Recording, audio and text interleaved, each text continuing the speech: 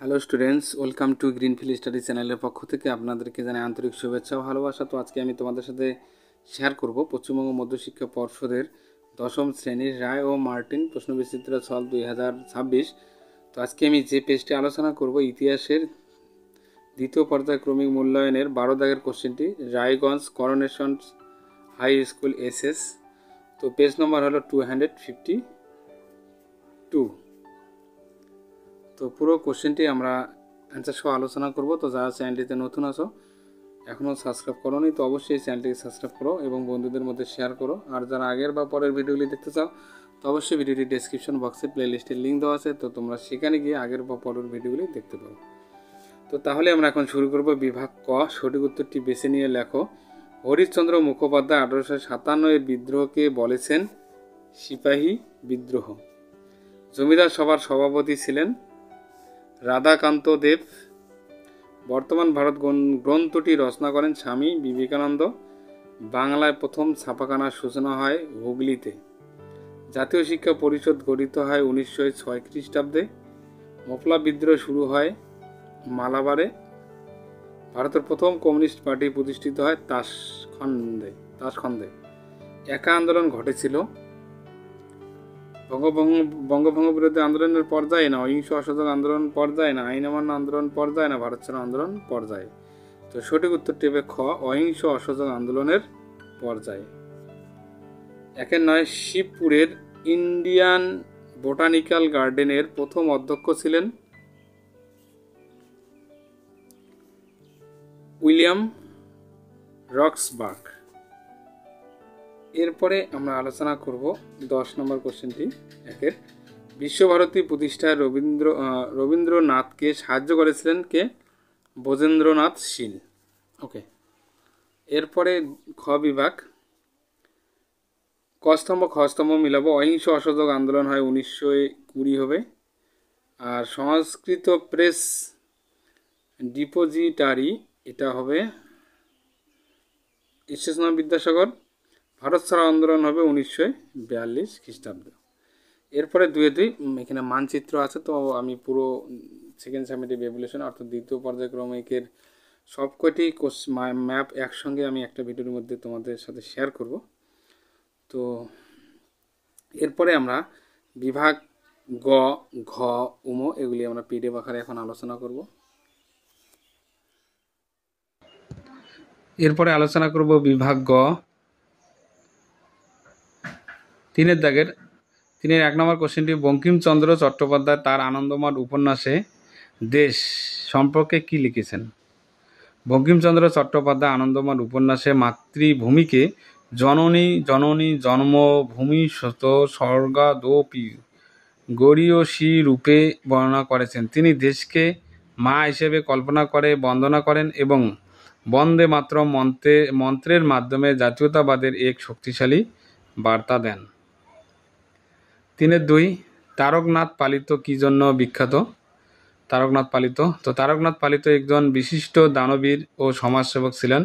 তিনি কলকাতা বিশ্ববিদ্যালয়ের বিজ্ঞান ও চিকিৎসা শিক্ষার উন্নয়নে বড় ভূমিকা রাখেন এবং পালিত স্কলারশিপ প্রবর্তন করেন। 3-3 চার্লস উইলকিন্স কে ছিলেন? চার্লস উইলকিন্স ছিলেন একজন ইংরেজ পণ্ডিত ও প্রাচ্যবিদ। তিনি প্রথম ব্যক্তি যিনি সংস্কৃত ভাষায় রচিত ভগবদ্গীতা ইংরেজিতে অনুবাদ করেন, যার ফলে পাশ্চাত্যে ভারতীয় দর্শনের প্রসার হয়। 3-4 আল্লুরি সীতারাম রাজু স্মরণীয় কেন? আল্লুরি সীতারাম রাজু ছিলেন অন্ধ্রপ্রদেশের একজন স্বাধীনতা সংগ্রামী। তিনি আদিবাসীদের সংগঠিত করে ব্রিটিশ শাসনের বিরুদ্ধে সশস্ত্র রম্পা বিদ্রোহ পরিচালনা করেন, এই জন্য তিনি আজও স্মরণীয়। আইন অমান্য আন্দোলনকে লবণ সত্যাগ্রহ বলা হয় কেন? আইন অমান্য আন্দোলনে মহাত্মা গান্ধীজি লবণ আইন ভেঙে ডান্ডি অভিযান শুরু করেন। তিনি ব্রিটিশদের লবণ করের বিরুদ্ধে প্রতিবাদ করেন বলেই এই আন্দোলনকে লবণ সত্যাগ্রহ বলা হয়। বিভাগ ঘ, ভারত সভার নেতৃত্বে পরিচালিত আন্দোলনগুলি সংক্ষিপ্ত বর্ণনা করো। তো ভূমিকা, 19বিংশ শতাব্দীর শেষ ভাগে ভারতবর্ষে জাতীয়তাবাদের উত্থান ঘটে। এই সময় সুরেন্দ্রনাথ বন্দ্যোপাধ্যায় ও আনন্দমোহন বসুর নেতৃত্বে প্রতিষ্ঠিত হয় ভারত সভা, যা ভারতীয় চেতনার প্রথম সুসংগঠিত রূপ। 1 পয়েন্ট প্রতিষ্ঠা। 1876 সালে কলকাতায় ভারত সভা প্রতিষ্ঠিত হয়। এর লক্ষ্য ছিল রাজনৈতিক অধিকার আদায় ও জাতীয় ঐক্য গঠন। 2 পয়েন্ট সাংবিধানিক দাবি। ভারত সভা সরকারি পরিষদে ভারতীয়দের অধিক অংশগ্রহণ ও প্রশাসনে স্বরাজের দাবি তোলে। 3 আইন বিরোধী প্রতিবাদ। 1878 সালের ভার্নাকুলার প্রেস অ্যাক্ট ও আর্মস অ্যাক্ট এর বিরুদ্ধে সভা তীব্র প্রতিবাদ জানায়। 4 জনসচেতনতা গঠন। সভা, বক্তৃতা, সভা, পিটিশন প্রেরণ ইত্যাদির মাধ্যমে সাধারণ মানুষকে রাজনীতিতে যুক্ত করে। 5 পয়েন্ট জাতীয় সম্মেলন। 1883 থেকে 85 সালের মধ্যে ভারত সভা জাতীয় সম্মেলনের আয়োজন করে, যা ভারতীয় জাতীয় কংগ্রেস গঠনের পথ সুগম করে। 6 পয়েন্ট জাতীয় কংগ্রেসের বিলয়। 1885 সালের পর ভারত সভা কংগ্রেসের সঙ্গে যুক্ত হয়ে যায় এবং সর্বভারতীয় জাতীয়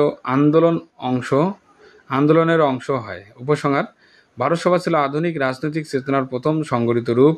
এই সভার মাধ্যমে ভারতবাসীর মধ্যে জাতীয়তাবোধ জেগে ওঠে এবং স্বাধীনতা সংগ্রামের ভিত্তিপ্রস্তর রচিত হয়। 4.2 মুদ্রণ শিল্পের বিকাশে উপেন্দ্র কিশোর রায়চৌধুরীর অবদান উল্লেখ করো। ভূমিকা: উপেন্দ্র কিশোর রায়চৌধুরী ছিলেন বাংলার একজন বহু প্রতিভাধর ব্যক্তিত্ব। তিনি সাহিত্যের পাশাপাশি মুদ্রণ শিল্পের আধুনিকীকরণের বিপুল অবদান রাখেন। প্রেস স্থাপন: তিনি রায় অ্যান্ড সন্স নামক উন্নত ছাপাখানা স্থাপন করেন, যা তৎকালীন সময়ে প্রযুক্তিগতভাবে অগ্রগামী ছিল। 2 ছবির ছাপার প্রযুক্তি। হাফটন ও ফটোগ্রাভিউর প্রযুক্তি ব্যবহার করে উন্নত মানের ব্লক তৈরি করতেন। তিনি বিদেশেও প্রশংসা লাভ করেন। 3 চিত্রশিল্প সাহিত্য।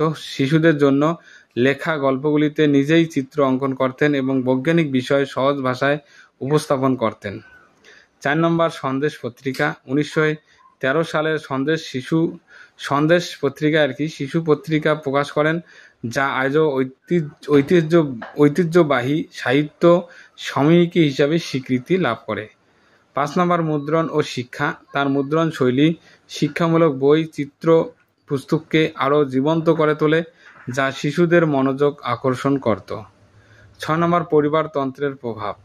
তার পুত্র সুকুমার রায় ও পৌত্র সত্যজিৎ রায়ও সাহিত্য চিত্রকলায় তার প্রভাব বহন করেছেন। উপসংহার: উপেন্দ্র কিশোর শুধু শিশু সাহিত্যের পথিকৃৎ নন, তিনি বাংলা মুদ্রণ শিল্পের আধুনিক রূপকারও। তার অবদান বাংলা সাহিত্যে শিক্ষা ও সংস্কৃতিকে এক নতুন উচ্চতায় নিয়ে গিয়েছে। 4.3 মিরাট ষড়যন্ত্র মামলা সম্বন্ধে সংক্ষেপে লেখো। ব্রিটিশ শাসনকালে ভারতের রাজনৈতিক ও শ্রমিক আন্দোলনকে দমন করার জন্য একাধিক মামলা দায়ের করা হয়। 1929 সালে মিরাট ষড়যন্ত্র মামলা ছিল তার অন্যতম। তো মামলার প্রেক্ষাপট: 1 পয়েন্ট 1929 সালে ব্রিটিশ সরকার অভিযোগ করে যে কমিউনিস্টরা ব্রিটিশ শাসন উৎখাতের ষড়যন্ত্র করেছে। 2 নেতাদের গ্রেপ্তার।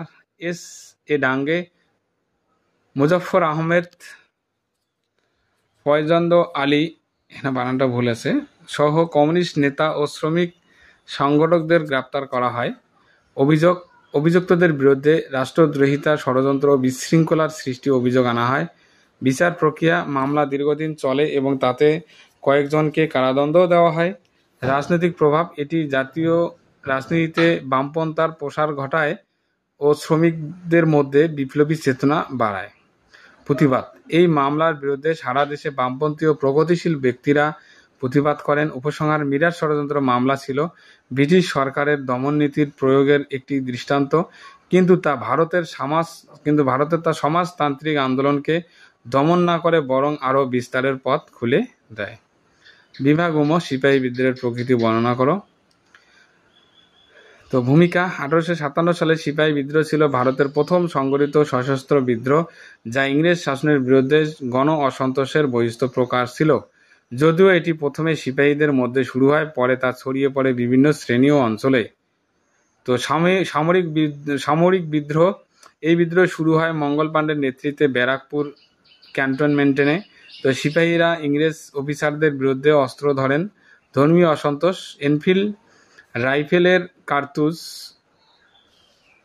কার্তুজে গরু ও শুকরের চর্বি ব্যবহারের গুজব সিপাহীদের ধর্মীয় অনুভূতিতে আঘাত করে, যা বিদ্রোহের ঘনীভূতি কারণ হয়। রাজনৈতিক প্রতিবাদ ব্রিটিশের ডালহৌসির অধিগ্রহণ নীতি ও ল্যান্স পলিসির কারণে বহু রাজ্য কেড়ে নেওয়া হয়, যা স্থানীয় রাজাদের ক্ষুব্ধ করে তোলে। সামাজিক অসন্তোষ সিপাহী ও সাধারণ জনগণ ব্রিটিশদের সামাজিক সংস্কার নীতিতে শঙ্কার চোখে দেখত। বাল্যবিবাহ নিষিদ্ধ, সতীদাহ নিবারণ প্রভৃতি সংস্কার তাদের ঐতিহ্যের বিরোধী মনে হয়েছিল।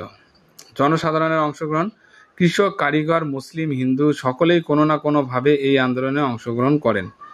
তো বিপ্লবী চরিত্র, যদিও এটি পুরোপুরি জাতীয় রূপ নেয়নি, তবু এর মধ্যে গণবিপ্লবের চেতনা ছিল। নেতৃত্ব, বাহাদুর শাহ জাফরকে নমিনাল নেতা করে দিল্লির সিংহাসনে বসানো হয়, তবে প্রকৃত নেতৃত্ব ছিল স্থানীয় জাগিরদার ও বিদ্রোহী নেতাদের হাতে। উপসংহার: সিপাহী বিদ্রোহ শুধুমাত্র একটি সামরিক অভ্যুত্থান ছিল না, এটি ছিল এক গভীর রাজনৈতিক, ধর্মীয়, সামাজিক অসন্তোষের বহিঃস্থ প্রকাশ। এটি ভারতবাসীর স্বাধীনতার আকাঙ্ক্ষাকে প্রথম প্রকাশ্যে নিয়ে আসে এবং ভবিষ্যতের জাতীয়তাবাদী আন্দোলনের ভিত্তি গড়ে তোলে। 5.2 ঔপনিবেশিক শিক্ষা ব্যবস্থার ত্রুটিগুলি লেখো। ভূমিকা আছে, 19 শতাব্দীতে ব্রিটিশরা ভারতে আধুনিক শিক্ষা ব্যবস্থা চালু করে। যদিও এর মাধ্যমে পশ্চিমী শিক্ষা বিস্তার পায়, তথাপি এই শিক্ষা ব্যবস্থা নানান ত্রুটি ভারতের জাতীয় বিকাশে বাধা সৃষ্টি করে। ম্যাকলের নীতির প্রভাব, তো শিক্ষা ব্যবস্থা ইংরেজি ভাষা নির্ভর ছিল, এতে ভারতীয় ভাষার গুরুত্ব কমে যায়। নকল নির্ভরতা, শিক্ষার মূল উদ্দেশ্য ছিল ক্লার্ক ও আমলাতন্ত্র গড়ে তোলা, ফলে সৃজনশীলতা, চিন্তার স্বাধীনতা দমন হয়। ভারতীয় ঐতিহ্যের অবহেলা, প্রাচীন ভারতীয় ইতিহাস, বিজ্ঞান, সাহিত্য ইত্যাদিকে গুরুত্ব না দিয়ে পশ্চিমী বিষয়কেই অগ্রাধিকার দেওয়া হয়। 4 নম্বর, প্রযুক্তি, কারিগরি শিক্ষার অভাব, এই শিক্ষা ব্যবস্থায় বাস্তবমুখী বা কারিগরি শিক্ষার সুযোগ ছিল না।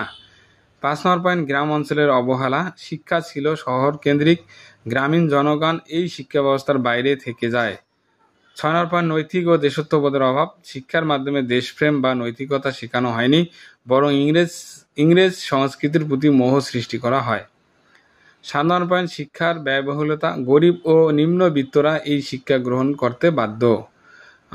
গরিব ও নিম্নবিত্তরা এই শিক্ষা গ্রহণ করতে পারত না।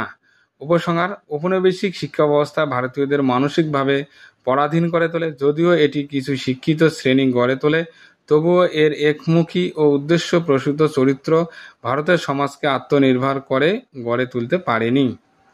5.3, অহিংস অসহযোগ আন্দোলনে কৃষকদের ভূমিকা লেখো।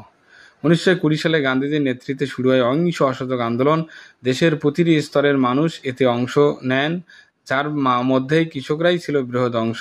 তো আন্দোলনের উদ্দেশ্য, খিলাফত ও জালিয়ানওয়ালাবাগ হত্যাকাণ্ডের প্রতিবাদে এই আন্দোলনের সূচনা হয়।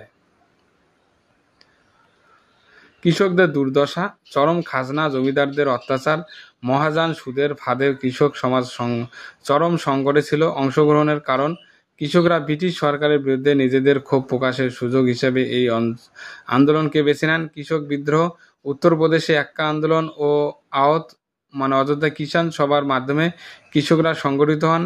জমিদার বর্জন, তো কৃষকরা ইংরেজপন্থী জমিদারদের বর্জন করে এবং খাজনা বন্ধ করার সিদ্ধান্ত নেয়। বহিষ্কারের নীতি, তারা আদালত, বিদ্যালয়, সরকারি পরিষেবা বর্জন করে গান্ধীজির আদর্শে সামিল হন।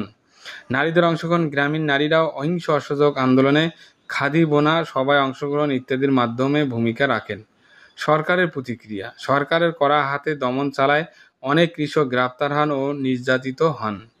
উপসংহার: অহিংস অসহযোগ আন্দোলনে কৃষকরা প্রথমবারের মতো বড় আকারে জাতীয় আন্দোলনের সঙ্গে যুক্ত হন। তাদের অংশগ্রহণ আন্দোলনকে সর্বজনীন রূপ দেয় এবং স্বাধীনতার পথে এক নতুন অধ্যায়ের সূচনা করে। তো বন্ধুরা, তাহলে আজকে এই পর্যন্ত। Thank you for watching my video.